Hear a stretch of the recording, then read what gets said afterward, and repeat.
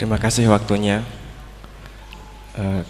Kepada Kiai Ahmad Bahauddin Nur Salim, saya mau bertanya mengenai tadi yang disampaikan bahwa setiap umumul Quran pasti ada mukhasisnya.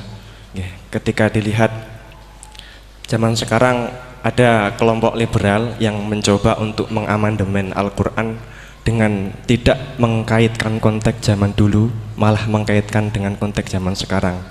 Ambil contoh dalam permasalahan ibadah haji, mereka ingin merubah haji wukufnya nggak cuma di bulan Dzulhijjah tetapi di bulan Syawal pun juga boleh. Nah, jadi sudut pandang panjenengan gimana masalah apakah memang bisa keuniversalan Al-Quran itu pada zaman sekarang dibuat sesuai konteks sekarang? Itu saja. Sampun? Nggih. Nggih. Penanya kedua, monggo.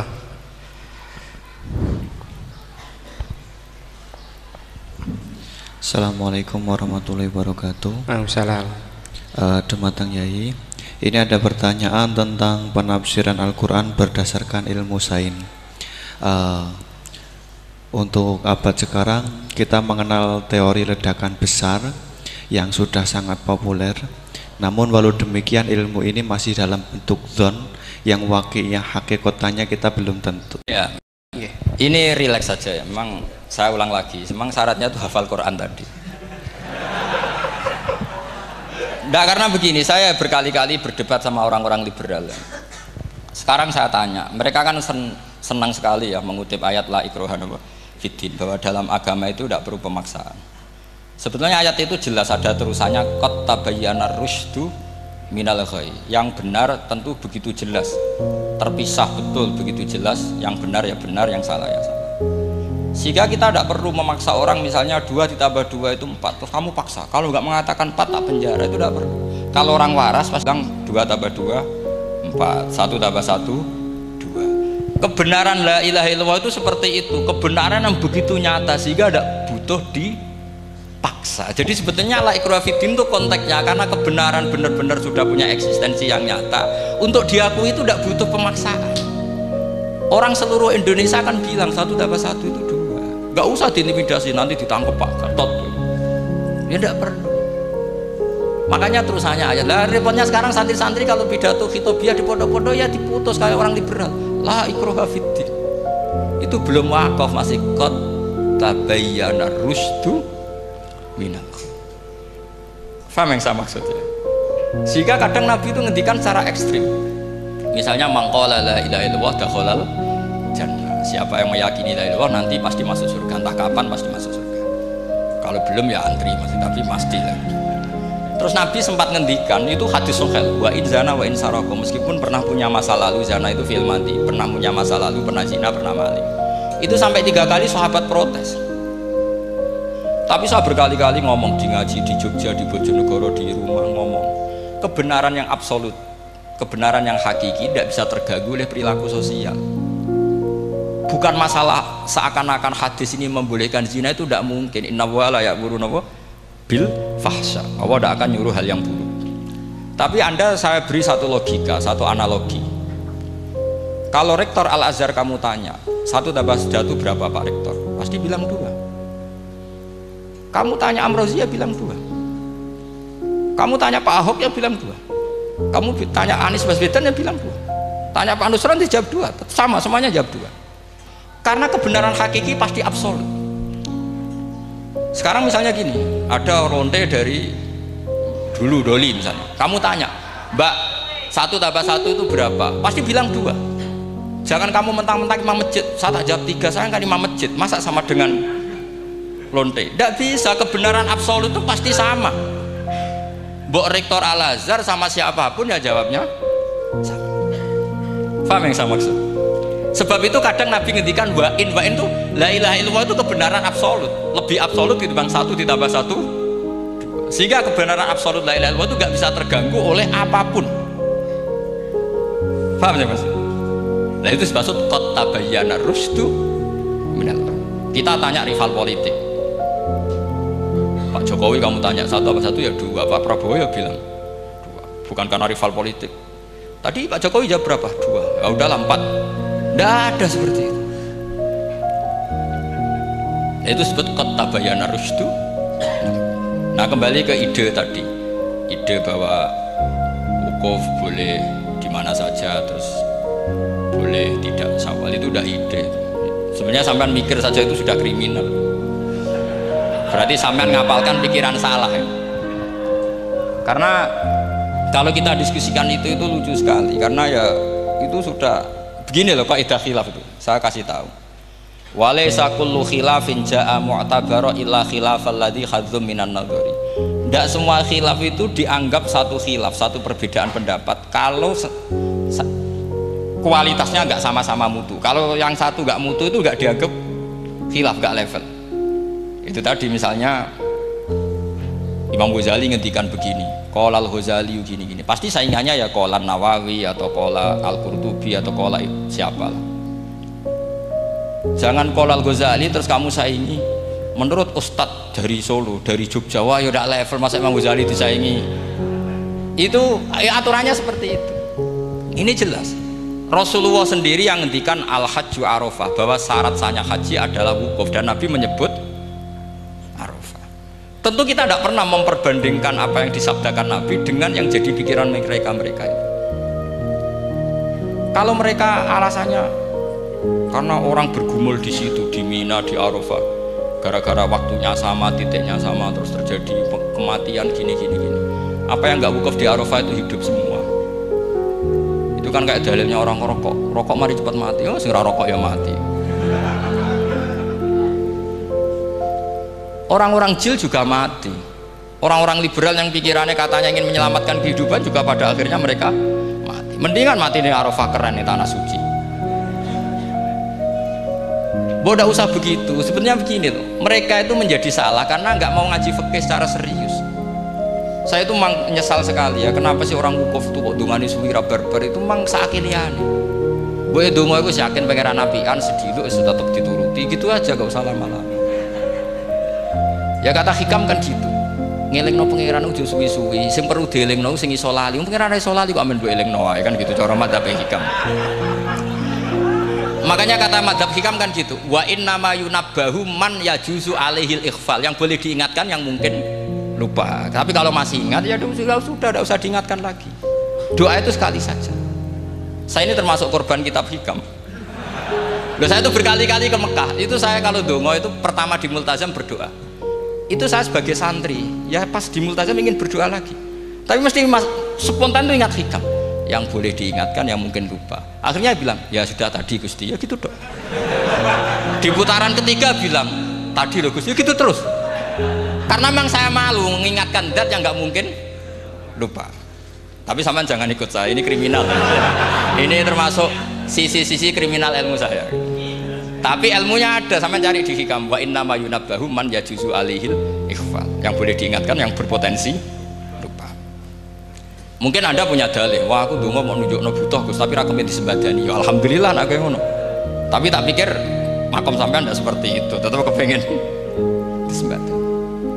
Lalu pertanyaannya kemudian, kalau kita ngikuti fikih sebetulnya nggak perlu menumpuk di Arafah. Sama cari di takrib, di mu'in, di semua bab fikih.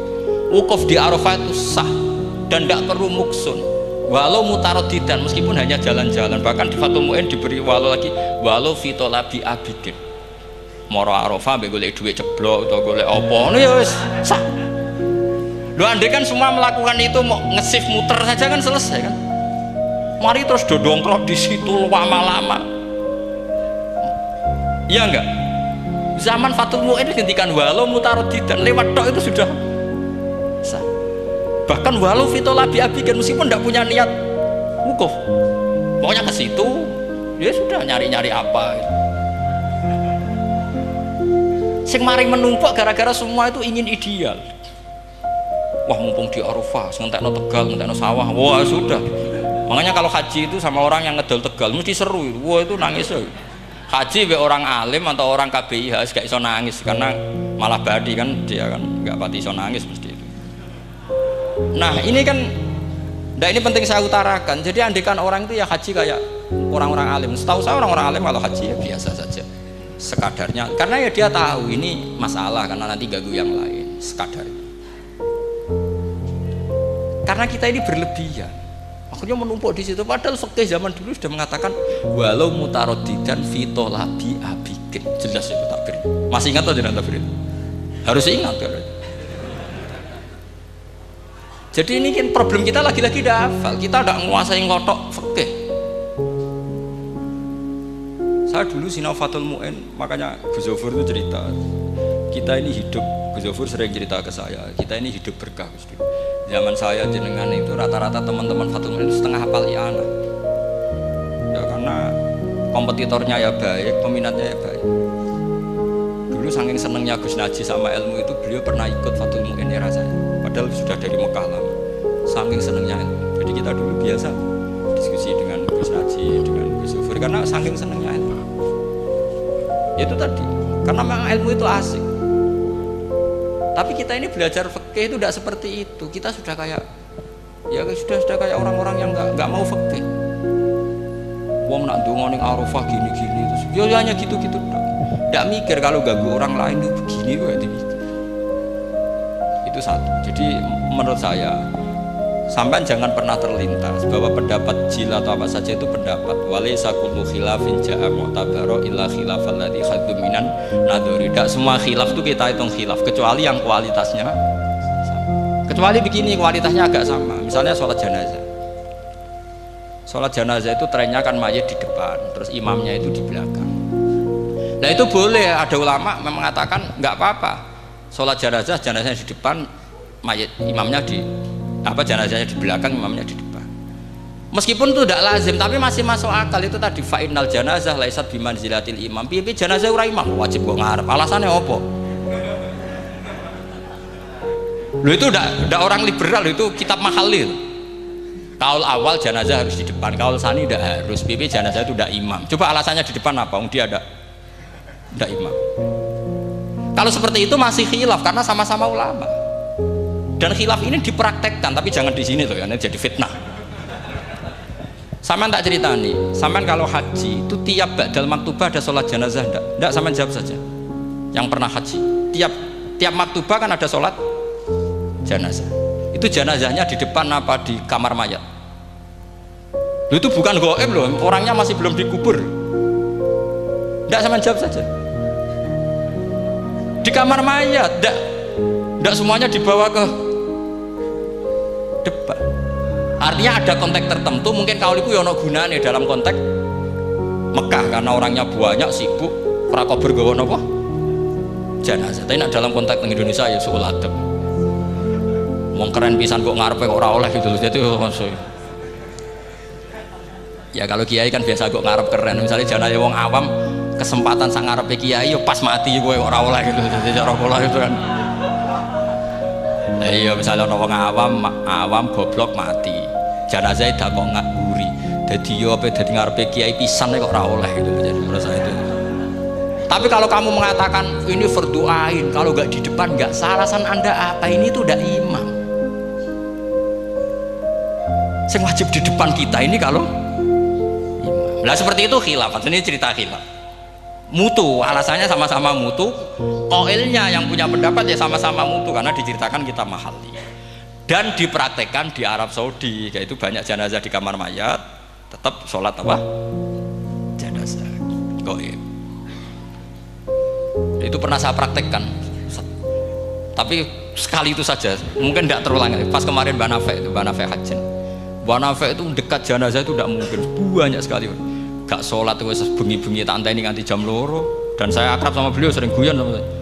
Sebelum meninggal tuh berkali-kali ya memang masih keluarga sama saya, jadi sering guyon. Dulu sering guyon sama saya. Ya aku sebenarnya tenanan ini ya, sering ngandani saya gitu. Saya nggak ngira kalau mau wafat. Akhirnya saya itu ke masjid sama anak saya namanya Hasan. Acung nyelati Banafe. Pak kok nggak di depannya? Ya sudah ini darurat. Karena nggak mungkin mendekat beliau.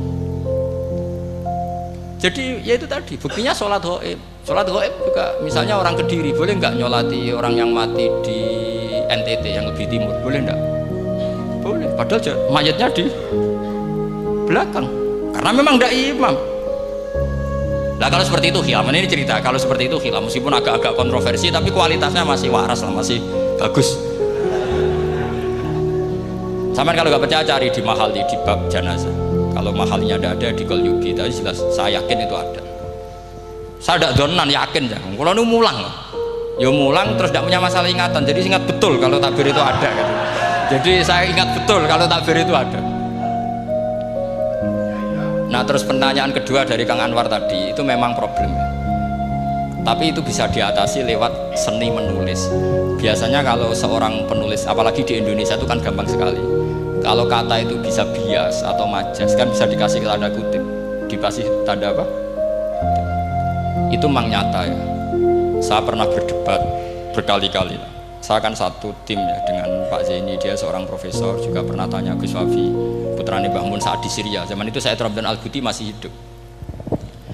Saya tuh punya komunitas dokter. Ini cerita nyata ya. Yang dia tanya gini, Pak Bahak, kita ini ahli embriologi dan tidak pernah ada ceritanya ada segumpal darah dalam proses embriologi. Yang ada itu sekian zigot yang berhasil nempel di dinding rahim itu nanti yang jadi janin. Jadi kalau kita ngaji ada segumpal darah itu menjadi aneh bagi kita karena proses itu udah ada. Ya saya jawab ya enteng saja. Ya kan yang bilang segumpal darah itu kiai kan tidak Quran. Makanya benar Kang Anwar tadi yang ngomong itu mufasirnya atau kiainya yang terjemah. Kalau Quran hanya bilang min alakin. Iqra bismi rabbikal ladzi khalaq khalaqal insana min alaq. Alaq itu kan dari kata alaqa ya'liku alaqon, sesuatu yang nempel itu namanya alaqah. Makanya di Alfiyah ada wa ulqatun hasilatun, ulqah itu sesuatu yang terkait atau yang menempel. Sehingga ya pokoknya kalau alaq itu artinya tidak harus segumpal darah, bisa sesuatu yang menempel. Sama cari di kamus, dicari sama dia kamus. Alika ya'liku menempel. Ya oke Bapak, enggak masalah. Nah, lalu kalau kita memaksakan itu bukti ilmiahnya Quran ya resiko juga. Nanti ada penelitian yang berbeda. Makanya kita bisa memanfaatkan tanda kutip. Kalau lafadz itu majas atau kata itu majas, kalimat itu majas. Atau kita menganalisis secara balaghah min jinsi dzalikat dam. Misalnya begini, saya kalau sedang benci Anda, saya akan bilang kamu itu membawa WC. Wong tak melete gawa WC ngalor ngidul. Karena di perut kita memang ada kotoran. Berarti kita ini WC yang melaku ngalor ngidul. Oke, itu saat kita benci manusia. Coba sampean lihat di kitab tasawuf. Faqih fatatakabbar wa anta kanafun minal aknam. Itu kan disebut, kamu kok sombong kowe WC. Nah. Tapi nanti kalau kamu ngaji di alam rohani, kamu disebut laqad khalaqnal insana fi ahsani taqwim. Artinya bisa saja alakin ini benar-benar maknanya segumpal darah. Tapi dalam konteks manusia, jenis kamu adalah jenis segumpal darah. Bukan dalam proses embriologi mengalami segumpal darah. Kita masih bisa berkelit, asal kamu ilmunya banyak, hafalaman banyak, tetap bisa berkelit. Problemnya kadang kita tidak punya ilmu. Loh ya ini kisah nyata ya. Jadi kemarin entah tanggal berapa saya lupa, itu kan Kemenak datang ke Yai, ke Mbah Mun, ke Gus Zofur. Di antara usul saya seperti itu, buat terjemah Kemenak kalau yang terkait sain itu dikasih bahasa yang bias, karena nanti kalau tidak bias ini nanti ada penelitian kelihatan Quran dianggap salah, sebenarnya salah yang terjemah, atau kita yakin sesuai ilmiah ternyata suatu saat ada penemuan yang berbeda. Kita bisa manfaatkan tadi seni menulis tadi, misalnya tanda kutip atau dipakai kata bias. Ya misalnya begini, contoh paling gampang tadi, misalnya kita bangga misalnya Quran terbukti benar ketika mengatakan baca ala bainahuma barzakha wa hijra mahjura, antara air tawar dan air laut itu ada pemisah. Kita mungkin ya setuju nyari-nyari ayat tentang Big Bang, tentang apa ledakan yang dahsyat. Tapi apapun itu teori itu bisa iya bisa tidak. Nah, itu kita bisa manfaatkan tanda kutip. Atau seni pakai lughat. Saya beri contoh seni lughat begini. Keyakinan santri yang di sini, yang di kewagian sini, makhluk itu yang terkenal kan 3, manusia, jin, terus setan.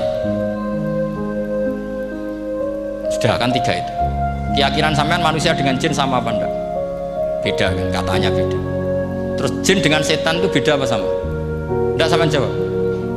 Beda, rata-rata santri fikih bilang beda, karena jin bisa mukallaf, bisa sholat, bisa enggak. Kalau setan pasti enggak sholat. Tapi pecinta orang sholat dia, kalau orang sholat datang, penggemar dia, mau ganggu gitu.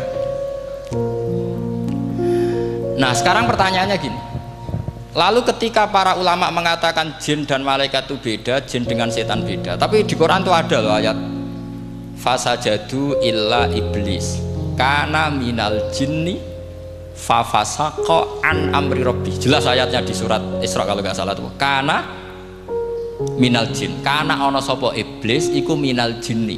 Padahal tadi Anda yakin iblis dan jin itu tidak sekategori, tapi ayat itu kana minal jin. Caranya gimana? Gampang, sama cari di tafsir Baghawi atau tafsir Ibnu Katsir. Caranya adalah dianalisis secara lughah. Sesuatu yang nggak kelihatan atau yang gelap disebut jannah. Misalnya malam, kata Quran apa? Falamma janna alaihi lailu ra'a kaukaba. Karena malam itu gelap disebut jannah. Orang yang gila karena masturul akli disebut majnun. Karena madatul kalimah sama-sama jinnun. Madatul kalimah kan sama kan, jim nun musyaddad berarti jim nun nun.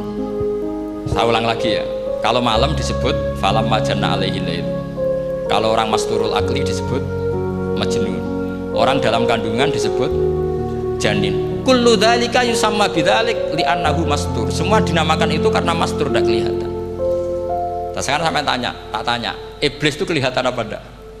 Ndak, berarti kalau kana ono sopo iblis minal jinni setengah barang sing ora ketok. Kejumanane minal jinni kelompok jin. Nanti kamu masalah dengan kiai Anda meyakini, "Lho jin kok iblis?" Beda. Jin iku iso ngaji. Ya gampang saja. Kalau jin yang sakolen ya jin yang bisa Islam bisa kafir. Tapi kalau kata jin yang dalam ilah iblis, kana minal jinni minal masturin. Paham yang saya maksud? Tetap bisa ada solusinya. Makanya ngaji itu jangan hanya Ibnu Katsir. Ibnu Katsir itu beliau hanya menjawab lewat riwayat. Beliau jarang bermain di lafaz. Tapi kalau sampean ngaji kayak tafsir Baghawi, kayak tafsir apa itu, subhanallah, ya Baghawi terus Bedawi, itu nganalisnya sering pakai lafaz dan itu menjadi mudah. Misalnya lagi begini, sholat kita ini ya sholat yang muftatahatun bitakbir, muftatamatun. Tapi kita secara lughat jelas as-sholat lughatan ad-du'a. Dan ada lafaz di Quran yang nggak mungkin kita maknani sholat itu dengan makna sholat yang mustalah alaihim tal fuqaha, yaitu di ayat khud min amwalihim shadaqatan tutahhiruhum wa tuzakkihim biha wa sholli alaihim inna sholataka sakanullah. Muhammad, kalau ada orang zakat ke kamu, sholli alaihim, kamu harus mensolati mereka. Wong cek urip kok di sholati, pasti maknanya sholli ai utulahum, kamu mendoakan. Terus inna sholataka sakanul lahum ai du'auka sakanul lahum, doa kamu membuat mereka tenang. Paham sih Mas? Lagi-lagi kita, kalau Anda janggal secara ilmiah, ya sama seperti misalnya katanya bumi menurut Quran itu diciptakan dalam masa 6 hari, padahal menurut teori Big Bang sekian juta tahun. Lo yaumin itu maknanya tidak harus 24 jam. Kullahinin bisa disebut kullah yaumin. Buktinya ayat yas'aluhu man fis samawati wal ard kulla yaumin huwa fi sa'an. Apa Allah memutus sesuatu nunggu 24 jam? Kullahinin wa kulla waqtin huwa fi sa'an. Makanya di terjemahan UII termasuk saya usul fi sitati ayam itu dalam 6 masa. Karena kalau orang bilang hari asumsinya itu 24 jam kali 6. Itu masih bisa, masih meskipun mungkin seperti itu, tapi ya mungkin tidak. Tapi kita masih bisa bermain kata gini, gue dinetralisir. Yaum maknanya khin. Napa maknanya apa? Khin. Kayak dia apa? Yas'aluhu man fis samawati wal ardi kulla yaumin huwa fisa. Kayak di ayat lagi, limanil mulkul yaum. Allah tanya itu ketika di akhirat apa di dunia? Tidak, sama jawab. Di akhirat. Ketika nanti di akhirat Allah tanya, liman iku kedue sopo al mulku te kerajaan al yauma, limanil mulkul yaum lillahil wahidil fa inna fil akhirah laisa hunaka yaumun wala hunaka sa'a wala hunaka misalnya arbaun wa isyruna sa'a. Di akhirat tidak ada 24 jam. Istilahnya Allah ya limanil mulkul yaum. Paham sih kalau maksud? Jadi lagi-lagi syaratnya hafal tadi. Nah, jadi artinya lafadz yaum dipakai di Quran berapa kali, konteksnya apa saja.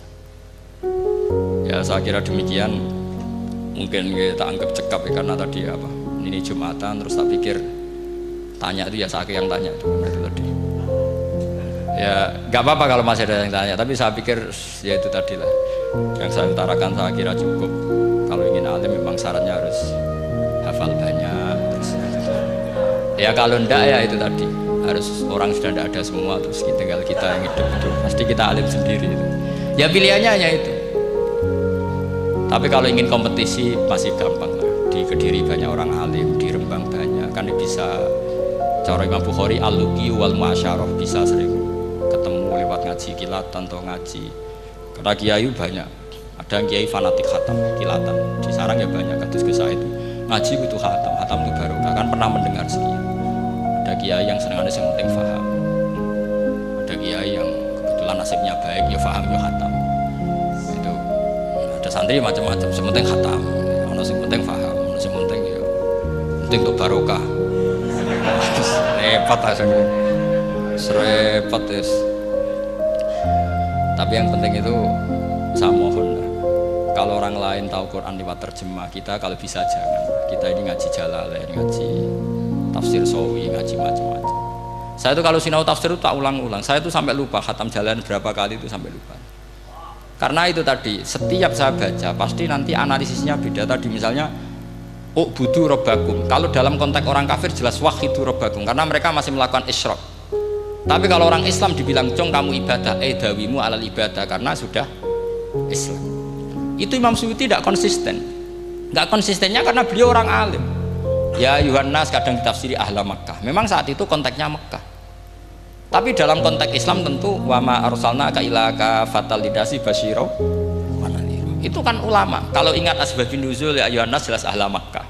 Tapi kalau ingat umumul Quran nas ya kullan nas, bukan harus ahla apa?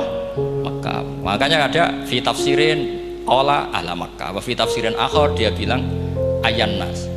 Ini yang mengulang-ulang akan paham karena konteksnya apa? Beda. Lagi-lagi ya tadi harus hafal. Ayuhan nas dipakai Quran berapa kali? Konteksnya apa saja? Makanya Ibnu Abbas ketika ditanya bagaimana perbedaan ayat Makkiyah dan Madaniyah, beliau enteng jawab.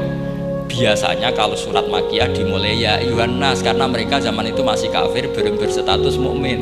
Kalau di Madinah rata-rata khitab sudah ya ayyuhalladzina amanu karena di Madinah mayoritas sudah mukmin. Tetap memanfaatkan proses dialek dan itu mudah. Memang kalau kita neliti terus mudah. Maknanya mudah itu tidak sulit. Ya memang Nabi begitu. Loh, sampean kalau hafal hadis nanti akan ngomong seperti saya. Loh, itu otomatis. Misalnya begini, Nabi itu ditanya, ya Rasulullah, dulani ala amalin gini-gini terus terakhir dia yudkhilunil jannah yang bisa masukkan saya ke surga. Nabi jawabnya itu, inna dzalika yasir, itu gampang. Tapi terusannya yang nggak muati, alaman yasaruhu. Oh, itu gampang dong bagi wong sing digampangno pangeran. Orang kata Nabi, wah ini sulit, tidak semua orang masuk surga. Nabi jawabnya, inna dzalika yasir, itu gampang. Tapi terusannya alaman yasaruhu. Ya mengen Quran adatnya ya gitu. Inna dzalika ala wahi yasir. Ya itu gampang. Bukan berarti kita nyepelekno, ndak, memang ya itu tadi. Sesuatu sulit itu kalau kita tidak tahu rumusnya, sebenarnya kita tahu, cuma tidak mau. Sampean tahu kalau rumusnya ingin alim tafsir harus hafal Quran, hafal hadis, pernah ngaji etkon, ngaji ini, tahu, tapi kan nggak mau. Akhirnya mau takut tok, carane ngalim piye Gus? Asline ngerti, nak carane iku ngerti. Geleme sing raga. Nah, itu kan gitu. Nah, ini kebetulan kan ngomong fakta biasa mawon, betul. Ya seperti kamu mau ke Jakarta kan jauh, tapi tetap gampang. Caranya beli tiket gini-gini ya kan gampang. Ya kalau ingin alim tafsir, satu hafal Quran, dua minimal setengah hafal Jalalain. Nanti kalau Jalalain janggal, kamu ngaji Sawi karena banyak juga Jalalain yang diprotes sama Imam Sawi, dikritik. Itu kan wajar ya, sarah itu hanya membenarkan yang di matan ada masalah. Takrib kurang barokah ya, ada beberapa yang dibenarkan sarah. Kayak takrib ngendikan mabit bimina sunat apa wajib, kalau di kitab Fathul Qorib sunat, di sarah dibenarkan, kalau yang benar itu wajib. Takrib bilang sholat jamaah itu sunat muakkadah, di sarah dibenarkan itu fardu kifayah. Ya sama di Jalalain kadang ada masalah seperti itu. Imam Suyuti meyakini satu hal, sama sarah dibenarkan. Makanya ya Jalalain ya Sawi. Nanti setelah itu khatam semua, belajar tafsir Bawawi. Nanti kan alim sendiri. Apalagi di desa kamu tidak ada orang alim, wah hebat. Kak, kamu jangan hidup di sarang, di Lirboyo, di daerah-daerah. Jangan hidup di Kuagen, nyari daerah yang aman. Aman dari kontrol. Tapi yang jelas itu jawab dulu mudah. Kalau kamu menjawab sulit, kualat neraka. Lihat bagaimanapun Quran disifati Allah walaqad yassarnal Qur'ana lidzikri fahal min mudzakir. Makanya saya tadi ngomong, kalau Anda hafal seperti saya, pasti cara ngomong kayak saya. Kita mau ngomong Quran sulit tidak mungkin. Kita ini ingat kalau Allah mensifati Quran walaqad yassarnal Qur'ana. Fakaifa wasafahu wa bil yusri wa anta taqulu bil usri. Bagaimana Allah mengatakan yusrun kemudian Anda mengatakan usr. Neraka sama Anda bantah pangeran. Atau gini, kalau terpaksa ini sulit Gus, tapi sementara ini pokoknya tambahi gitu lah, nanti ya masih sulit, tapi ya bisa saja tidak sulit. Karena tadi bukti kalau Quran mudah, orang kafir ketika dibacakan yang nangis banyak. Raja Najasyi sebelum Islam dibacakan surat oleh Ja'far bin Abi Thalib nangis. Inna hadza wa ma nazala ala Musa lamin miskatin wahidah. Ini dengan Taurat pasti dari pintu yang sama, dari nur yang sama. Miskat itu nur. Faham nangis sampai wa idza sami'u. Sami'u itu belum Islam loh ketika itu. Wa idza sami'u ma unzila ila rasuli tara a'yunahum tafidu minad dam'i mimma arafu minal haq lagi yaquluna rabbana amanna. Artinya fahimu hina kanu fil kufr. Mereka faham ketika masih karena muyassar, Quran itu muyassar. Faqih fala tafham wa anta tata'alam kutuba kadza wa kadza wa takhtimu kutuba kadza kadza. Kok ijek kadza. Lha ku entek kadzane. Ini bukan kritik, ini pelurusan. Sampeyan jangan sensitif, kok cah wedok yang dikandani sensitif, mutung. Ini pelurusan. Jelas Quran disifati walaqad yassarnal Qur'ana lidzikri fahal min mudzakir. Dan itu nyata, saya ulang lagi itu nyata. Sampai yang saya ceritakan di makalah ini ada orang Bedui, ada seorang khotib khutbah fawarabbis sama'i wal ardi innahu lahaqqum misama annakum tantiqun. Arabinya tanya sama Pak Khotib, itu kan artinya kan demi Tuhannya langit dan bumi. Si Arabi tanya Pak Khotib, yang bikin murka Allah itu siapa? Kok sampai Allah terpaksa sumpah? Karena si Arabi tahu orang sampai sumpah itu pasti karena tersinggung. Kalau nggak tersinggung ngapain Anda sumpah? Dalam kehidupan sehari-hari kalau kita sampai sumpah itu karena tersinggung. Kita ditagih orang bisa, sesuk tak sahur. Ditagih lagi bilang kita tak sahur. Nah, serah percaya bang, wahi sesuk tak sahur. Kalau orang sumpah itu karena tersinggung. Ternyata betul. Sampai cek di Quran. Kalau Allah memulai surat dengan sumpah, pasti terusannya Allah itu duka atau marah karena sumpah itu untuk yang tersinggung. Makanya di Balaghah diterangkan kalau kaidah normal, kondisi normal kamu harus bilang Zaidun qaimun. Kalau mukhatab ada indikasi tidak percaya, kamu bilang inna Zaidan qaimun. Kalau selalu kelihatan tidak percaya, kamu harus bilang wallahi inna Zaidan laqaimun. Ya enggak di ilmu Balaghah. Lah iya itu kan Arabi saja paham. Kamu yang ngaji Jawahirul Maknu tidak paham kan aneh. Makanya itu penting. Nah, lagi-lagi walaqad yassarnal Qur'ana lidzikri fahal. Ya doa ini bagian ustadz yang pun khusyuk nih kan donga ning pirsane ini. Ampun kula.